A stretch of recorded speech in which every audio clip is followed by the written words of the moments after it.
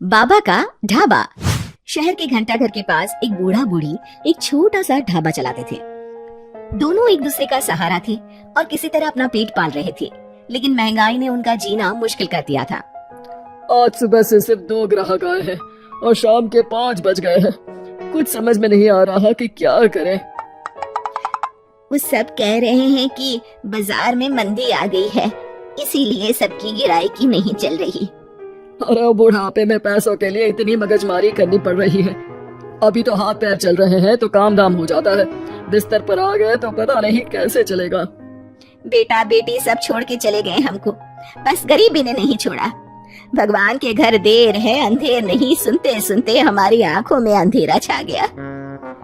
कल भी बचा हुआ खाना कुत्तों को देना पड़ा था, आज भी यही करना पड़ेगा। रोज की तरह आज भी ग्राहकी नहीं हुई थी।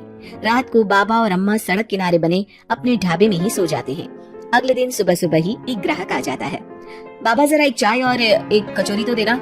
जी भैया, अभी गर्मा गर्म कचौरी तल के दे रहा हूँ। एक ही चाहिए बेटा? आपके साथ आई मैडम जी नहीं खाएंगी क्या? नहीं नहीं, मैं ये सब रोड की चीजें नहीं खाती हूँ, आप इन्हें ही खिला दो। और जल्दी करो ना, रितेश मूवी जाने के लिए लेट हो रहा है। अरे बाबा, लाल चटनी ज्यादा डालना। हाँ, लेकिन उसके बाद फिर पूरे दिन कोई ग्राहक नहीं आता और फिर से सारा खाना वेस्ट हो जाता है।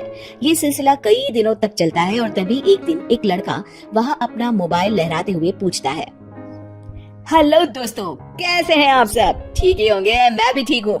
और आज हम हैं किशनगंज के बाबा के ढाबे पर। चलिए देखते हैं कि बाबा क्या क्या बनाते हैं। बाबा, तो आज क्या खास बनाया है आपने? अरे भैया जी, आज ये समोसे बनाए हैं, कितने बांध दूं आपको? हाँ भैया जी, लाल चटनी के साथ बहुत अच्छे लगेंगे, ले लीजिए ना। ये देखिए दोस्तों, समोसे को बांध कर दिखा रहे हैं और ये लाल चटनी को देख के तो मुंह में पानी आ गया। आज तो मजा आ जाएगा, आइए चखते हैं दोस्तों। लड़का समोसा चखते ही तारीफों की पुल बांध देता है। वाह वाह वाह, मजा आ गया, इतना अच्छा समोसा मैंने तो कभी नहीं खाया। आपको यहाँ जरूर आना चाहिए और ये समोसा जरूर खाना चाहिए। और एक चीज, ये देखो, ये रोड साइड पर इनका ढाबा है, इनकी हेल्प तो होनी ही चाहिए। अच्छा, वैसे और क्या क्या बनाते हैं आप? बेटा पराठे मैगी सब बनाते हैं। वाह वाह, इतना अच्छा खाना बनाते हो, बहुत भीड़ होती होगी। अरे नहीं बेटा, कोई नहीं आता हमारे ढाबे पे, पैसे पैसे को तरस गए हैं। अरे आप रो क्यों रही हैं? रोइए मत, क्या हो गया है? अरे बेटा, कुछ बिकता ही नहीं है, आधे भाव में चीजें बेच रहे हैं, प्यार से बना रहे हैं, फिर भी। तो आप दोनों ही हैं, कोई बच्चे बच्चे नहीं है क्या आपके? अरे बेटा, जो है वो हमें छोड़ के कहीं चला गया है, उसके कारण ही हमें ऐसे दिन देखने पड़ रहे हैं। जो थोड़ा बहुत पैसा हमने इस ढाबे से बनाया था, वो सब लेकर भाग गया था। देखिए, आप चिंता मत करिए, मैं आपका वीडियो सोशल मीडिया पर डालने वाला हूँ और फिर देखना कितनी जल्दी लोग आपकी मदद के लिए आगे आएंगे। वो लड़का अपने कैमरा से बाबा के ढाबे का वीडियो बनाता है और सोशल मीडिया पे शेयर कर देता है। वीडियो बहुत तेजी से वायरल हो जाता है और कुछ ही घंटों में वीडियो में दिए अकाउंट में करीब 1 लाख रुपए जमा हो जाते हैं। लड़का अगले दिन फिर ढाबे पे जाता है। बाबा, आप रोइए मत, पब्लिक ने आपका सारा दुख दूर कर दिया है, आपके खाते में 1 लाख रुपए आ गए हैं। अब टेंशन लेने की कोई बात नहीं है, टेंशन भूल जाइए और मजे कीजिए। अरे बेटा, तुम्हारा हम कैसे धन्यवाद करें, तुम्हारे कारण इस दुकान पर आज इतनी भीड़ लगी है, वरना हम दोनों ने तो उम्मीद ही छोड़ दी थी। हरा झुक झुक जियो बेटा, तुमने आज एक गरीब का भला किया है, भगवान तुम्हें बहुत तरक्की देंगे। बाबा की कहानी सोशल मीडिया के बाद टीवी पर भी फेमस हो जाती है और टीवी पर बाबा का बेटा उनकी कहानी देख लेता है और उसकी नजर बाबा के खाते में आए रुपयों पर पड़ती है। 1 लाख रुपया, वो भी एक दिन में? अरे ऐसा ही चलता रहा तो ये दोनों तो करोड़पति हो जाएंगे और मैं ऐसा ही रह जाऊंगा।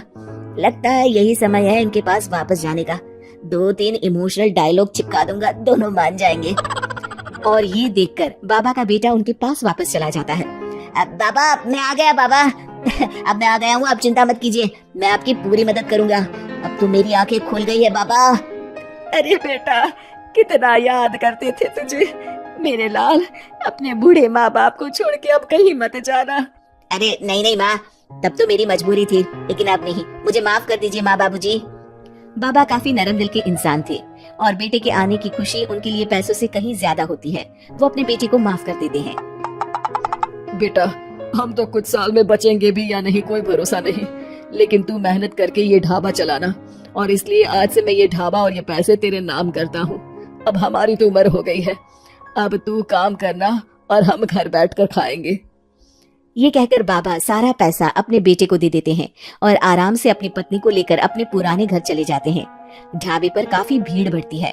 कुछ दिन में ही बेटा काफी पैसे कमा लेता है। एक दिन जब ब्लॉगर लड़का वहाँ पहुँचता है तो देखता है ढाबा बंद है। वो बाबा के पास जाता है। अरे बाबा, आपने अपना ढाबा क्यों बंद कर दिया? ढाबा बंद नहीं तो? वो लोग वहाँ जाते हैं तो पड़ोसी बताते हैं कि ढाबा तो पिछले 4 दिन से खुला ही नहीं। बाबा ढाबे को अपने पास रखी चाबी से खोलते हैं तो देखते हैं कि ढाबे में एक बर्तन तक नहीं है। बाबा सर पकड़कर बैठ जाते हैं। हमारे बेटे ने हमें फिर से बर्बाद कर दिया। पर हमारे पास तो वापस बर्तन खरीदने तक के पैसे नहीं है। बर्तन भी बेचकर खा गया होगा नालायक। बाबा आप चिंता मत करो, आप काफी फेमस हो, लोग फिर से आपकी मदद कर देंगे। बस इस बार अपने बेटे को दूर रखना ढाबे से।